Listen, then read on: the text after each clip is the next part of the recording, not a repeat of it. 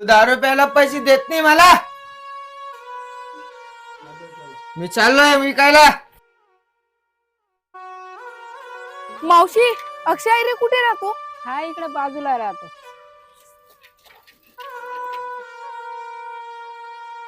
अक्षय आयरे,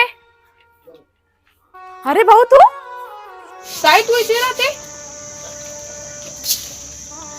आणि तू टेन्शन मध्ये का दिसते? काही नाही रे, तसं काही नाही. मम्मी पप्पा कसे? काय सांगू ताई, जेव्हा तू घर सोडून गेली तेव्हा पूर्ण समाजामध्ये पप्पाची इज्जत गेली आणि पप्पावर लोक खूप तू करत होते.